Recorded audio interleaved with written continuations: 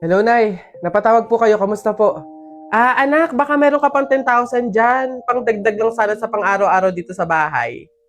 Nay, di ba po kakapadala ko pa lang ng 15,000 nung nakaraang linggo? Ayun na nga, naubos na eh. Nagaya kasi yung mga kumari kong mag-outing. Diyos ko. Nay naman, malaking halaga po yun. Sana naman tinipid ninyo. Hindi po ganun kadali kitain yun eh. May pasensya na po, hindi po ako makakapag-abot pa ngayon. Wala din po ako. May mga bayarin din po ako dito tsaka gastusin pang araw-araw. Teka, ang yabang na itong sumagot Kung makapagsalita ka, para ang laki ng kasalanan ko Nakapag-abroad ka lang, ganyan ka na magsasagot? Puro ka lang naman pasarap dyan? Singilin kaya ka sa pagpapalaki ko sa'yo. Huwag ka mag-alala, hindi ka namin kailangan. Kaya namin nang wala ka. Sobra naman ho kayo, Nay. Hindi naman po ganun kadali magtrabaho dito sa abroad eh. Kasi lahat salo-salo mo. Yung kapag nahihirapan ka, yung may sakit ka, nalungkot ka, wala. Ikaw lang mag-isa. Wala kang katulong, wala kang karamay. Pero Nay, bakit ganun? Yung isang beses ka lang hindi nakapagbigay pero parang buong pagkatao ko na yung hinisgahan ninyo. Itong pag-a-abroad ko, Nay, kayo naman po yung may gusto nito, di ba? Hindi po ako. Gusto ko po kasi, Nay, maging doktor talaga eh. Yung makakapagbigay ako ng tulong sa mga tao. Yung makakapaggamot ako ng libre. Yun talaga, Nay. Kaso mahirap kasi tayo eh. Kaya itong pag-a-abroad ko, pinili ko na lang to para sa inyo. Na yung pasarap po ba na sinasabi nyo, yun po ba yung kapag natanggap ko na yung sahod ko, bibili ako na kahit man lang pares ng damit? Yung pasarap po ba na sinasabi nyo, yun ba yung kapag after kong magtrabaho, magpakapagod dito sa abroad, yung kakain ako ng masarap kahit isang beses lang? Yun po ba yun, Nay? Pasensya na po kayo, Nay, Kasi minsan, sa tanang buhay ko, hindi ko naranasan yung ganun eh. Kaya yun man lang, Nay, mabigay ko sa sarili ko, maregalo ko sa sarili ko. Kasi wala naman akong choice eh. Kundi yung piliin lagi yung pamilya ko para tulungan kayo. Yun nga man lang, Nay, na kamustahin niyo ako. Kailan ko kaya ma-experience na yung tatawag kayo sa akin, yung magme-message kayo sa akin para kamustahin lang ako. Yung hindi yung manghihingi kayo ng pera, yung hihingi kayo ng ganito. Pero wala eh. Hindi ko alam, Nay. Hindi ko alam kung bakit sa kabila ng paghihirap ko, sa kabila ng pagpili ko sa pamilya ko kaysa sa pangarap ko, hindi ko alam, Nay, kung bakit ganito pa yung mga sinasabi niyo sa akin.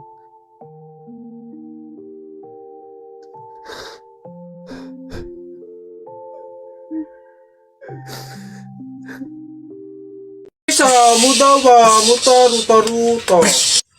Hay! Mga bata kayo, alauna na ng hapon. Magsitulog na kayo. Hala, Nay, di pa ako inaantok eh. Oo nga, Nay, bukas na lang. Ayan. Kaya hindi kayo mga nalaki, puro kayo laro eh. Matulog kayo doon. Sinasabi ko sa inyo kung ayaw nyo mabuntal. Ba yun? Babantayan ko kayo ha. Sinasabi ko sa inyo.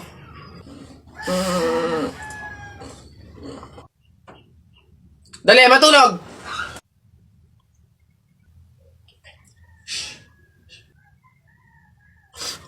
Ay!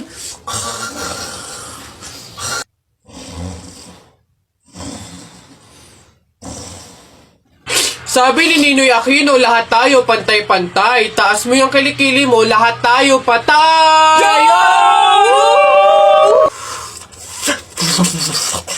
T-shirt mo puti, sapatos mo puti. Ikaw na yung nandyan, pero di ka pinili!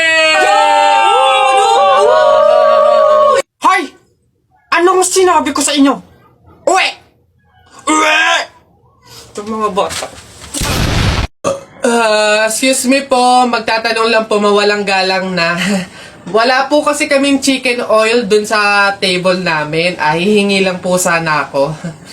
Ha? Chicken oil? Bakit? Dahil buto-buto na yung manok mo. Para saan? Para yun naman yung ulamin mo ng ulamin kapag bubulos ka na ng madaming kanin. Alam ko na yung mga strategy yung ganyan. Kapag nga naman naubos yung manok na dapat tinipid nyo, ang pupunteryahin nyo naman yung chicken oil namin. Kasi nga naman masarap yung chicken oil namin, pwede nga namang ulamin yun. Dahilan para mapakinabangan nyo yung only rice. Alam ko na yan, wala na kayong mauuto dito. Visit? Akala nyo banu-banu ako, no? Akala nyo hindi ko malalaman yung iba pang mga strategy nyo. Oh, hindi po to chicken oil. Wala po tong lasa. Ay, wow! Ikaw pa tong nag-inarte. Alam mo, kulang pa nga yan eh. Oh, asin. Budburan mo ng asin para magkalasa. Chicken oil, chicken oil. Wala na, ubos na.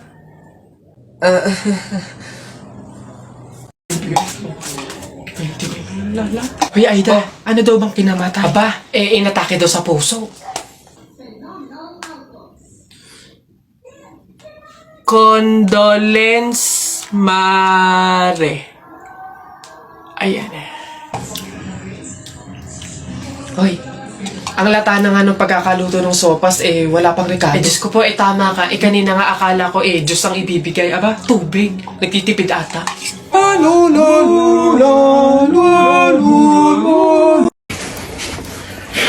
Hi, Jepoy! Oh, hello, Buboy! Ano yun? Anong baon mo ngayon? Ano, Buboy? Ito, Nyog. Bakit ikaw? It's like, ano ba yung baon mo? Wala ka sa baon ko. Chocolate at juice. Ano, panis. Ano naman? Meron pa naman akong iba ditong baon. Hindi lang naman Nyog. Meron din naman akong, baon na pinya. Oh. Ano ba yung mga baon mo, Jepoy? Mga pang sinauna? Wala ka sa baon ko. Meron pa ako ditong soft drinks at chips. Hindi naman ako naiinggit sa mga yan. Hindi naman masarap yan mga yan eh. Healthy ba yan? Healthy ba yan? Oh, eto, talagang authentic, unique. Meron pa din naman ako ditong suha. Oh. Saan mo ba nakukuha yung mga baon mo, Jepoy? It's not giving. Oh, meron pa ako. You want more? I have biscuits at soju. Wala kang ganito, no? Di mo kasi afford. Balang yabang mo dyan, no? Inaano ba kita dyan? Yabang-yabang na ito, eh. Kala mo naman, di naman inaano. Bakit? Di ba yun sa masakit? Ikaw nga eh, hinuli mo yung kalapati. Ano ako baka? Ikaw, sabi mo pa nga, tara Jepoy, huliin natin yung kalapati, ukuhain natin. O, ba't ako? Laban na ng flip top, ano? Tignan natin kung may magagawa yung mga baon mo. Huy, tip, maglalaban ata ng flip top si Buboy tsaka si Jepoy. Tara. Oh, tara. Don't touch me. Kamay mo madumi. Wash muna bago touch me. Wala, laos. O, ito ako. Sabihin mo sa nanay mo, break na kami. Nakita ko ang panty na ganung kalaki. Ako na, baduy mga banat to. Eto, sa langit may anghel, sa lupa may shen. Nakita ko ang tatay mo, kalbo, nag-jijel. Yabang na ito, eto. Dapat sa'yo pasabugin ang muka. Ulo lang, wag kasama katawan. Pagkasama katawan, sabog pati laman. At anong meron dito? Ano? Buboy, Jepoy, to the guidance office. Uy, kuya! Gandang hapon. Pogi mo ngayon di kita nakilala. Grabe talaga, lakas talaga ng dating mo. Kuya, pwede ba kaming lumabas saglit? Kasi magbibideo na kami ng assignment. Super duper, saglit lang talaga. Hindi. Pasok. Baka mapagalitan pa ako. Kuya, saglit lang talaga. As in, wala pa nga 5 minutes. Super duper to the over. Saglit lang talaga. As in, hindi kami magtatagal. Good take lahat. Walang take 2. As in, dali na. Saglit lang. Deadline na namin mamaya. Sige na. Bilisan nyo lang Thank you. The best ka talaga. Game na. Ikaw na mauna ka na. Okay, 1, 2, 3. Ang kapal ng mukha mo! Niloko mo ko! Paano mo nagawa sa akin to? Lahat binigay ko sa'yo, ha? Kuya, 20 pesos na fishball, maanghang yung sauce. Dali. Hala, sige, ngayon ka magpaliwana. Ako naman. Go. Bakit? Ha? Ako lang ba nagloko? Di ba ikaw din? Nung mga panahon na wala ka. Wala akong malapitan dahil nandun ka sa mga ex mo, di ba? Kuya, scramble yung tiktin tapos dami mo ng alamang. Ano? Sige, ngayon mo ay sumbat sa akin lahat. Okay na po. Thank you po. Hoy! Pasok! Ito pa. Uy, gagi na kita. Takbo! Uy, pre! Oh, ano na naman? Eto na nga, pre, ikikwento ko. Naniniwala ka ba sa mga pamahiin? Ba, hindi ako papaloko sa mga ganyan, mga pang-uto-uto lang yung mga pamahiin na yan. Ay nako, pre, ngayon, kailangan mo nang maniwala. Bakit naman? Anong mangyayari kung hindi ako sumunod sa pamahiin na yan? Ay nako, pre, hindi mo naiitanong. Nung hindi ako sumunod dun sa pamahiin na yun, may nangyari sa aking masama. Ay, oh? Ano yun? Ano nangyari? Hindi ko kasi sinunod yung pamahiin na kapag nakabasag ka ng pinggan, wag na wag kang lilingon kasi tsak na may mangyayari sa yung masama. Na-experience ko, may nangyari talaga sa akin. Bawal lang talaga sabihin eh. Kaya, mas mabuting sundin mo na lang. Ayan, daya naman. Ba't hindi pwedeng sabihin? Pero sige. Ano yung pamahiin? Pag nakabasag ako ng pinggan, wag akong titingin sa likod kasi may mangyayari sa aking masama. Sige, noted. Susundin ko yung pamahiin na yan. Nay, anong ulam? Ay, nabasag ko yung pinggan. Huwag titingin sa likod, pamahiin yun. Masama yun, may mangyayari sa'yong masama. Huwag kang titingin. Teka lang. Paano kung inuuto lang ako nun?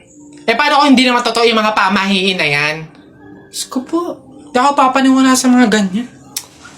Ay! Sorry po! Ikaw na bata ka, humanda ka talaga sa akin. Kasal ko pa yan, tapos binasag mo lang? Ha? Pasok! Garote talaga yung aabutin mo sa akin! Pasok! Magtanda ka yung bata ka. Kaya pala bawal lumingon. May mangyayaring ang masama. Maglalayas ako, sakit-sakit ang palo nyo. Ano ba yan? Wala na akong shampoo tapos sabon. Bibili pa tuloy sa labas. Di na ako mag-aayos, no? Wala naman siguro makakakilala sa akin doon. Palmolive te, isang sachet. Perla na din. Marjorie? Yes? Ano ka ba? Si Jennifer to. Classmate mo ng elementary. Jennifer! Oo, yung katabi ko sa upuan. Kamusta ka na? Ito, okay naman ako. Teka, ilan na ba anak mo? Hoy, wala pa akong anak. Grabe ka. Anyari? Bakit wala. Sige na. Bye. Nice to meet you. Hoy, ano yon? Bakit? Ano ba to? Kung kailan din na kayo, tsaka kami makakasalubong nakakilala. Anyways, at least isa lang. Kaya rin na yun. Marjorie? Ikaw ba yan?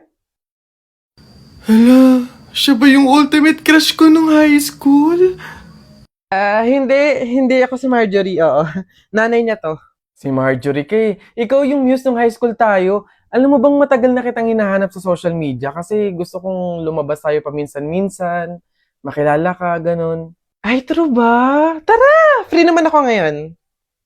Kaso, wag na pala muna siguro. Ay, bakit naman? Crush kaya kita noon pa. Tara, date tayo, ganun. Hindi, busy pa ako eh. Sige na, una na ako. Nice to meet you. Bye. Ano ba yan? Trip ba ako ng tadhana? Malas ba ako o ano? Makapag-ayos nga para ready na ako pag may nakasalubong ako.